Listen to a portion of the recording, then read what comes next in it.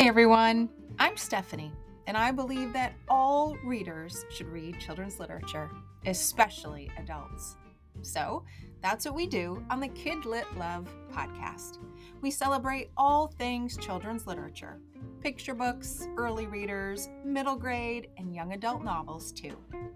Whether you're an adult reading to your inner child or connecting the young readers in your lives with fantastic books, you've come to the right place. Each week, we'll talk to a different children's literature author and discuss their books, their hopes and dreams for readers, their writing process, and much, much more. So, grab a notebook to build your TBR, and let's get to today's episode of KidLit Love.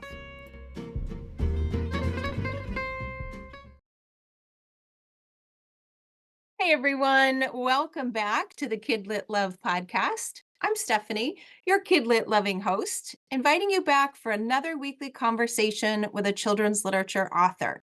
Today, I'm talking with Ruth Behar, one of my favorites. Ruth is the author of multiple well-loved and respected books for children. My personal favorite, Lucky Broken Girl, Tia Fortuna's New Home, Pepita Meets Babita, and Letters from Cuba. Today, we're talking about her newest novel, Across So Many Seas, a story of four girls in four different times and places, united by their desire to belong and to matter. It's getting high praise everywhere, including starred reviews from Kirkus and Publishers Weekly, and it's a book I haven't been able to get out of my heart since I read it. So I cannot wait to have the conversation today. So Ruth, welcome to the KidLit Love podcast. I am so glad you're here today. Thank you, Stephanie, and I'm so glad to be here today too, and so thrilled to be speaking to you. Thank you. Oh, the pleasure is all mine. I have to admit to you, it took a lot of courage for me to ask, hey, would you like to come onto the podcast? Because you really are truly an author that has just mattered so much to my reading life, but to my actual life and the relationships that I've built even with my kids, my daughter, as we read your books together. This is a big moment for me. So I'm so grateful. Oh, wow. Thank you, Stephanie. That means so much to me. You can't imagine how much that means to me as an author, and it inspires me to keep on writing. So thank you, thank you, thank you. Oh, you are most welcome. I would love to start with a little bit of your story. So I mentioned that Lucky Broken Girl, it is my favorite, although everyone is in very tight running, just for the record. But Lucky Broken Girl, for me, it touched a piece of my heart because when I was a kid, as a teenager, I also was stuck in bed for a long time with a chronic illness as a teenager, a brand new teenager. And it's hard. It was a really hard time. It was a really hard time to then acclimate back to the real world. And that was the time where I really lean into my love of reading and writing because that was kind of the only thing that I could do. So when I read Lucky Broken Girl, I thought, "Oh, she gets it." Completely different situations, of course, but it was just a book that went right to my inner child's heart. It went right to my adult heart. And after I read it, I was obsessed with you. I needed to know about this woman who just seemed to capture so much. And so I know that Lucky Broken Girl is actually based on real elements of your life, and learn more about your story and how that may have led to a love of travel, which led to anthropology, which led to more writing. So I would love to hear from you. And for listeners who don't know all those details, tell us about you and how you got to be one of my favorite authors. Well, it's such an honor, and it's so amazing to hear that you had this experience that resonates so much with my own experience. And this is what's so incredible about being a writer, that you put things down and you just have no idea how exactly it's going to affect your readers, and to find a reader like you who was, who went through such a similar experience of coming to reading and writing because of having to be in bed and not being able to go outside and be with other kids in a regular kind of way. That's incredible that we have these experiences that mirror each other. So in my case, we were in this terrible car accident in New York shortly after arriving from Cuba. So it was this double experience of leaving our home in Cuba, being immigrants, coming to a new country, starting all over again, literally having fled a country to come to a new country. And then it turns out that here I am, this 10-year-old girl, and I end up in this terrible accident with my family and then in bed for close to a year in a body cast. And so, from an immigrant perspective, imagine, if we had to flee again, I would be this little girl who wouldn't be able to move. And Right. so I thought a lot about that. And it's one of those experiences that really marked me, and both in a good way and in a bad way. And that's why it's Lucky Broken Girl, because, she's a broken girl, but she's lucky in Yeah. some ways because that's the year when she becomes a reader, when her art and her heart open in ways they hadn't before. And it's kind of a year of metamorphosis. So the book is really about changes happen in your life when you're a young person, and you have to accept those changes and see where they take you. And so in this case, I really wanted to see how an experience like that, which can be so negative, actually became an experience that opens up Ruthie's heart, makes her more empathetic towards others who are also suffering, who have also been wounded in different kinds of ways, and also opens her heart to art, to reading, to literature, and to listening to other people's stories. And so that's where the young anthropologist is kind of born, because the anthropologist is the person who travels to listen to other people's stories, who cares about other people's stories. And so all of that kind of happens, in that year of being different from other children. So all of that kind of came together as I wrote this book, and it's certainly an experience I'd thought about a lot over the years. But what was really exciting about writing Lucky Broken Girl was getting back into the voice and the heart of the girl. Every time I would write about this experience, it was always as the adult woman looking back, well, I had this experience as a child, Right. but to actually be the child again, that's what was new about Lucky Broken Girl. And it was, exciting to be able to do that, to write from her perspective, because of course so many years had passed since I was 10 years old that I had to, I had to be that girl again and just imagine, wait, who was I at 10? What was that like? I didn't, I kept some notes, but not very many notes. I had a diary. But, thinking back at what happened and looking at it not just from the girl's perspective, but the mom and the dad and the little brother and the neighbors and the friends and even the doctor and the nurse and so many people that were part of this experience, and that there was a whole community really around me at the time. But I didn't realize that until many, many years later when I sat down to write the book, and especially thinking back to my mother and how difficult it must have been for her to have to take care of this daughter who is now, in bed for such a long time. Hindsight is 2020, right? Looking back is always Yes, different. we're so lucky. Hindsight is one of the best things that we have, to be able to reflect and look back and really see things from more points of view than we were able to when we were going through the experience, because just getting through the experience, surviving it was so difficult that sometimes you can't see that there are other people that are suffering with you. Right. And that's what I was able to see with hindsight, with, over 50 years essentially Yeah. of hindsight.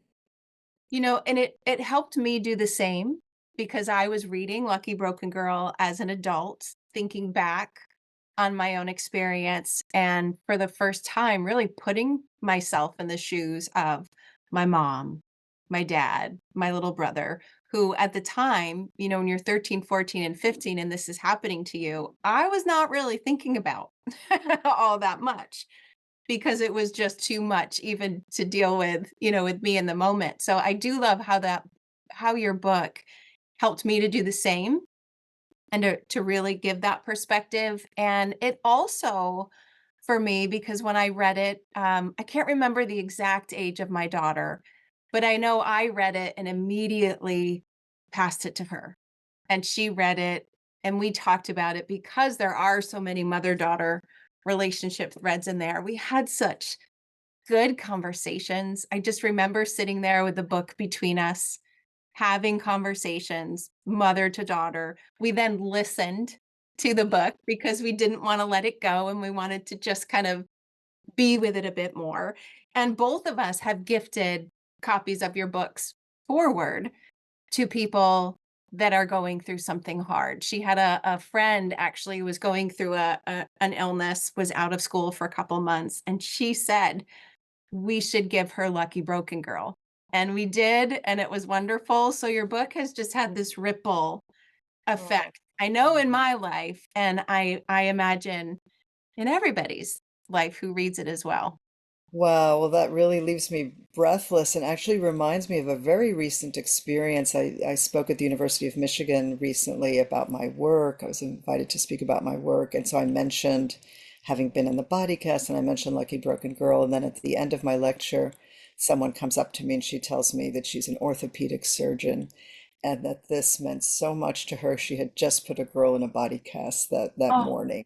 And I was like, oh my God, how could I have expected a woman orthopedic surgeon to be in my audience to say that it brought tears to her eyes and and I said, could you please give the book to your patient? And she said she would. oh, So you just you just don't know. This is what the beauty of writing, that you put something out there and you just don't know how it's going to reach people, who it's going to reach, but it gets to the right readers somehow. yes, It's like the right medicine for the right readers who need that particular medicine at that moment or that particular opportunity to reflect on an experience or to share as you did with your daughter. And I love when there's, a mother-daughter relationship to a book yes, that is so incredibly beautiful. yeah.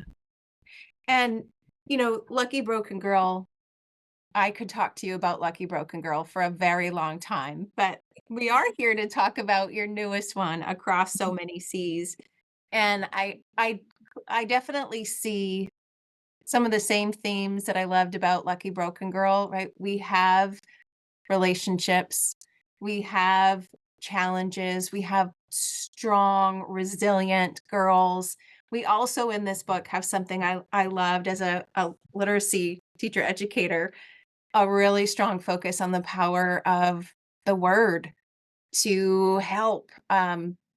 Just so many beautiful things wrapped up in this book as well. I would love for you to tell listeners in your own words, and I'm lucky I got a sneak peek because your book was part of our KidLit Love summer book tasting, which was wonderful. But could you give listeners an overview of Across So Many Seas for those that haven't picked it up yet? Absolutely. Well, I want to say that, I wrote Lucky Broken Girl first, which was the kind of autobiographical novel. So it was, based on my life. Then I wrote Letters from Cuba, which is about my maternal grandmother, based on my maternal grandmother's story. And then I thought, well, there's the other grandmother, and Across So Many Seas is based on the story of my paternal grandmother. Her story is at the core of the book. So the book has four stories, four girls, and their four stories. And that was a challenge for me. Could I write a book that would be about four stories that would somehow connect? Mhm. Even though they're separate stories. You can read them separately, but they all connect together. And so the first girl is Benvenida, and she lives in Spain in 1492. It's the time of the expulsion of the Jewish community from Spain. And Benvenida is experiencing that, and her family is making a difficult decision because some members of her family are staying in Spain, but that involves converting to Christianity. And then her family has decided not to convert, but then they have to leave the country. That's the choice that they have. And so she's experiencing that and really wondering if her family has made the right choice because they go through so much suffering in the process of leaving Spain to find another country where they can practice their religion. So that's where it starts. And it happened because I was curious to place my grandmother's history as a Sephardic Jewish person. I wanted to place it in a longer richer historical context. So that's why I decided to start. Let me start in 1492 because that's her ancestry. And Right. then we go on to, a story based on her story. It's not her exact story, but then we go on to Turkey. It's 1923. Turkey is becoming an independent nation.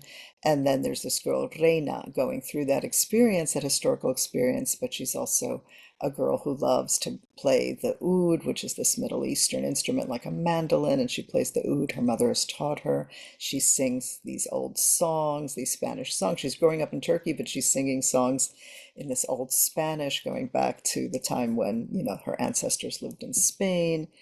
And then she disobeys her father, and her father decides to punish her by marrying her off and sending her to Cuba. And so the reason I wrote that is that my grandmother was sent to Cuba. And we don't know exactly why. We have some thoughts about why she was sent, but she never saw her parents again. And I always thought that was so sad. But she brought an oud with her. She brought her oud and she sang songs. So that was what I knew, and I thought, okay, I'll create a character around that little bit of story that we have. And so then Reina goes off to Cuba, and then we move from her story to Allegra. Allegra is her daughter. She's growing up in Cuba in 1961, the time of the revolution. And coming back to what you said about the importance of the word and literacy, she's all excited about being part of the literacy campaign in Cuba, which is a good thing. And she's all excited about teaching people how to read and write. And she, in fact, goes and does that. But then she too has to leave her country eventually. So you have to read the book to find out why. So she eventually has to leave Cuba and she ends up in Miami. And then we finally get to the last character, Paloma. And Paloma is this girl who's growing up in Miami. It's 2003. She's biracial.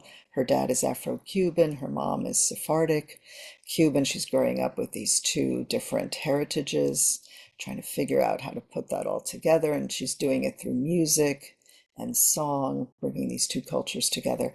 And then the story begins in Spain, in Toledo, which was a city of three cultures where Christians, Jews, and Muslims coexisted very easily before 1492.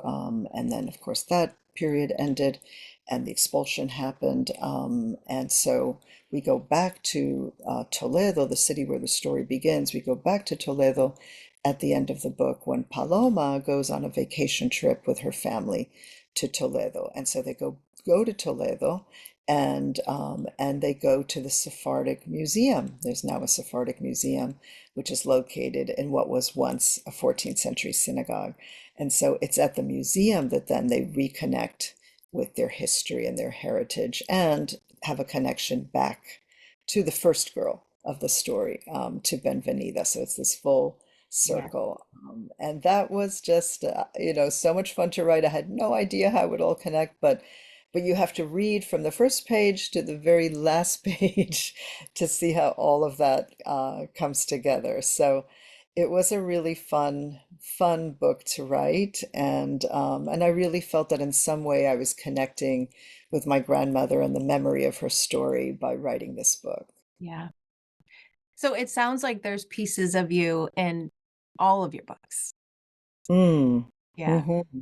And I did enjoy there is an author's note in the back that I devour all author's notes just as much as I devour the novels because I love knowing that piece of it. And I was glad that you said read to the first page to the end because we won't give away spoilers, but when it starts to really connect and come together, it's almost goosebump like when that happens. And it really made me think of all of the opportunities, all of the experiences that may have happened in my life that connect me to my ancestors way, way back that you just don't know. Like they're there, you just might not know. And as a reader, you got that inside view. You saw what could be coming and you knew what was put somewhere. And to see that all come together at the end, it was just a beautiful full circle ending that I think readers at least me as a reader, it made me think about my own circle and all of the people and the women, especially in the relationships, the challenges, the hardships. It made me want to dive into, my backstory, to call up my grandparents, to get out the ancestry DNA stuff and try to track. I remember seeing as a kid, I'm forgetting the name, but the log at Ellis Island that showed my grandma's name and my grandfather's name, and looking it up for my husband's grandparents. And it's just so, I don't know what the word is. If it's grounding, if it's awe-inspiring to think all of the people that came before us, we literally are standing on their shoulders because of what they have went through. And that's what I really walked away with, especially in that last story, because she gets it and she makes readers feel it too. Yeah, well, you said it so beautifully. You can't add more, but definitely that was the excitement of writing this book, of feeling that connection, past, present, and future, all Mhm. connecting together. It was just really beautiful, and as I wrote, coming to that ending without knowing I was coming to that ending. That's the amazing thing about writing, is that you're on this path, and you just have to trust that the path is going to take you there, to where you need to go. And because I've always said, and I said this in one of my books, that if you don't mind traveling without a map, then follow me, because I don't travel with a map.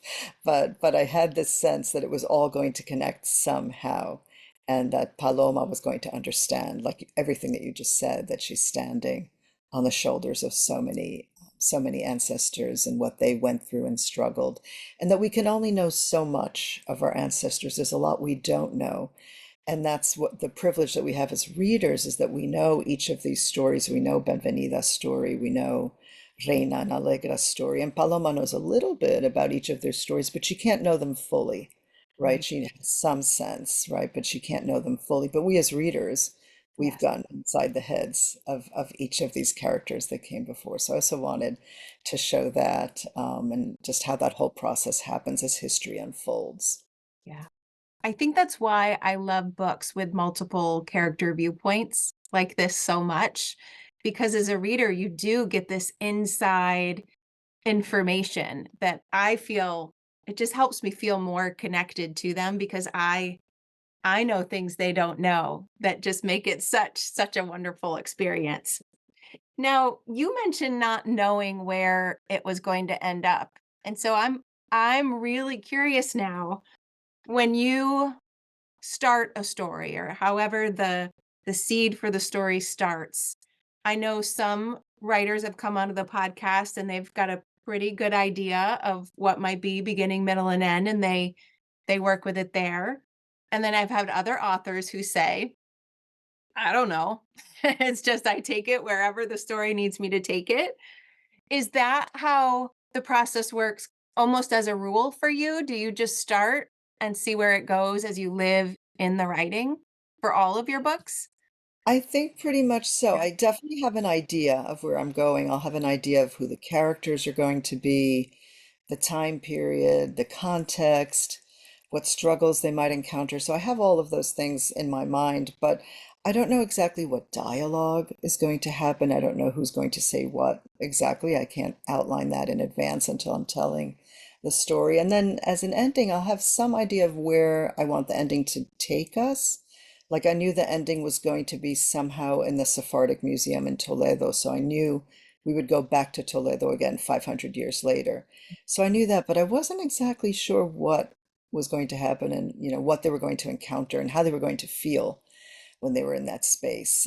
So those are the things that I can't predict, like the emotion that the character is going to feel and what they're going to say exactly, both as dialogue and as internal monologue. What are they going to say and think?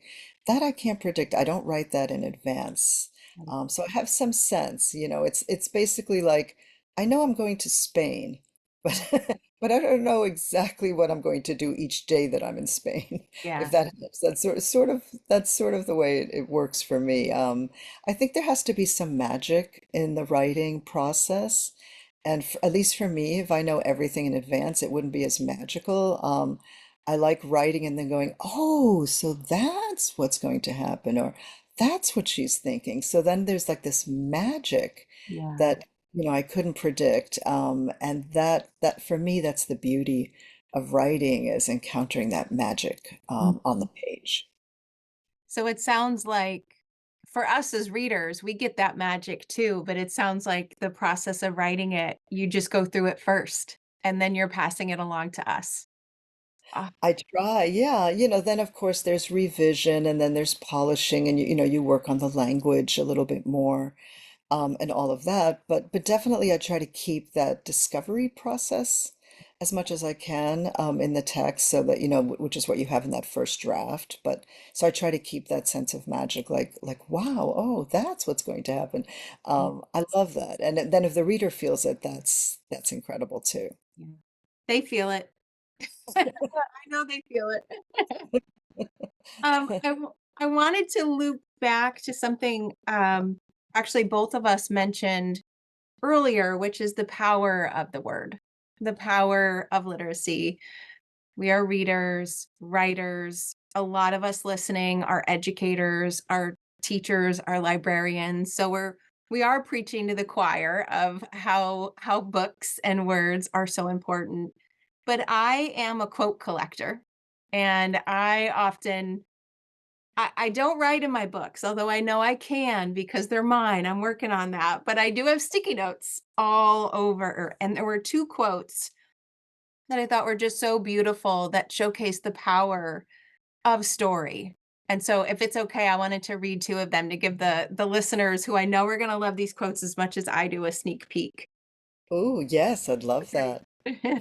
And there's a lot of quotes, but these two are literacy related that I know the audience will love. And I completely agree with this one. It says, I'm not sure if there's anything more beautiful than teaching others to read and write. Hmm. And that is it. We're not just teaching how to read and write. We're teaching how to live. We're teaching how to tell your story, how to be open to others, how to change the world. It's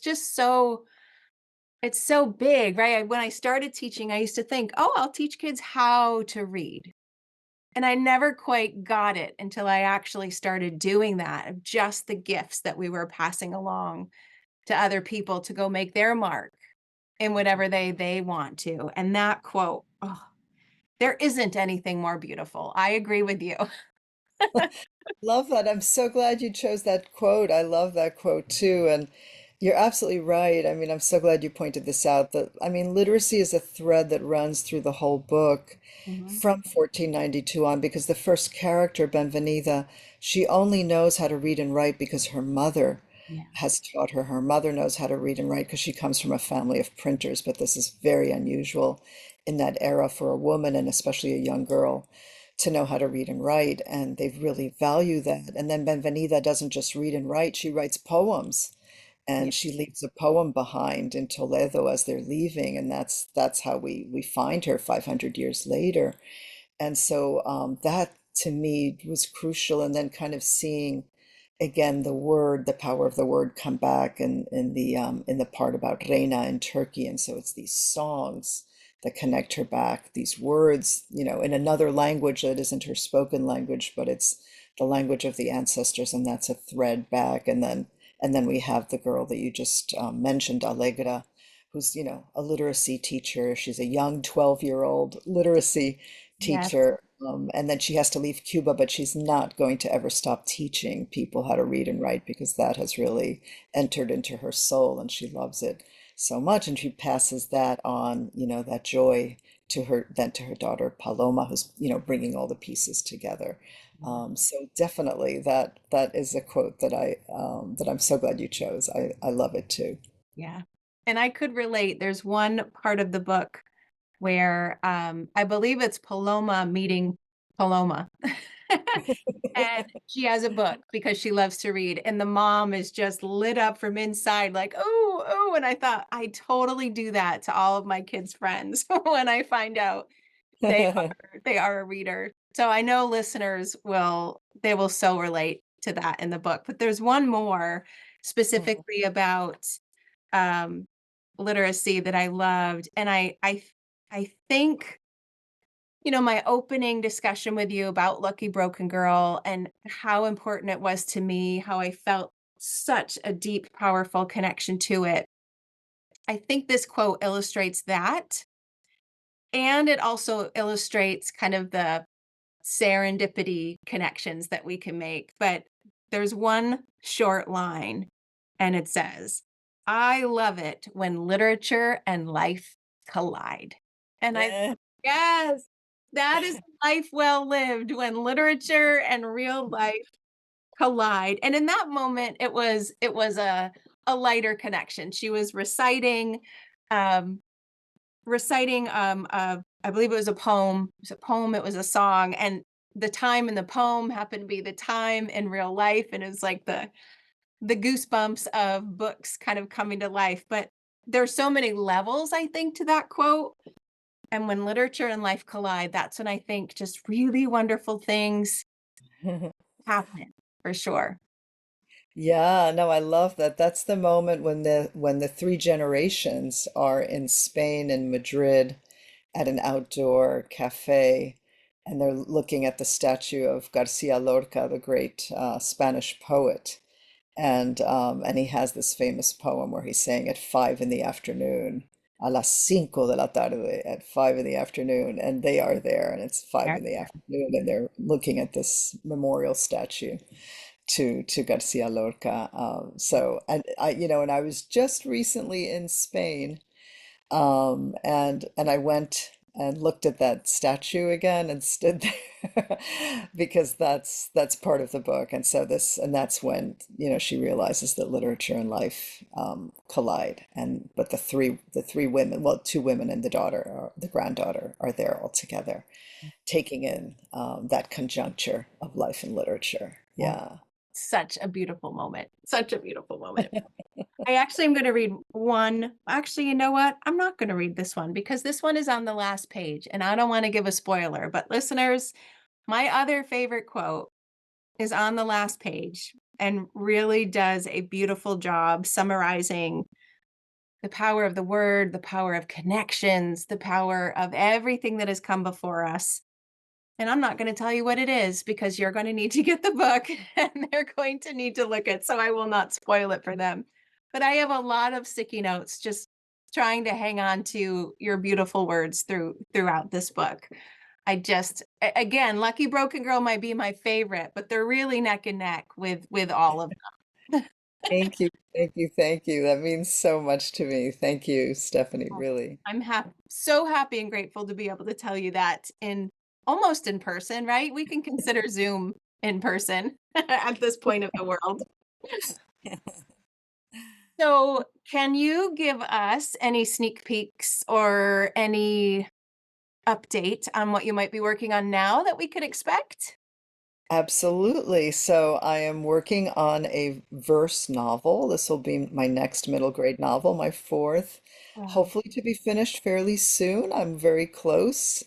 So let's Yes, knock on wood I am too. here. But I'm getting very close. So it's exciting. So I like to challenge myself, and so writing a verse novel is a new thing for me. I've been enjoying so many incredible verse novels that I just adore them, and I thought, let me give this a try. I do write poetry as well and love poetry, so I'm working on that right now and hoping to finish it soon. And then I have a new picture book coming out next year in the fall of 2025. So that's going to be the next book, and possibly the middle grade novel will come soon after that. So just have to see how quickly I can get it done, but I'm almost there. I tell myself I'm almost there. Well, Like I said, I don't know exactly how it's going to end, as we discussed before. So I'm in right. that moment where I'm excited, but I'm also unsure and scared. Like, will I get there? How will I get there? But I have faith that I'm on the path and getting closer and closer. Well, I will wait patiently as I can. Me too. Where is the best place online for listeners to find you or find out more about you? Maybe a website, any social media handles you'd like to share? Absolutely. So my website is very up to date and has a lot of information with all the reviews of my various books and interviews and things like that. So people can just go to ruthbehar.com. But I'm also on Instagram fairly frequently, and I have a link tree on Instagram, and so everything is there too. All the latest things I'm doing, events, happenings. They're also on the link tree if people prefer to go to that instead. So I'll make sure to put links to all of those places in the show notes, along with links to all of the books that we mentioned today too, to make it as easy as we can for listeners to grab them and start reading them. Thank you, Stephanie. That's amazing. Thank you. Thank you for coming today and chatting with me. This is a reader's dream come true, Ruth. So I'm so grateful. Well, I am so grateful too. It's been great to speak to you, and I know we could go on for hours. We So could. thank you so, so much. Oh, thank you. And listeners, thank you for listening to another episode of the KidLit Love podcast.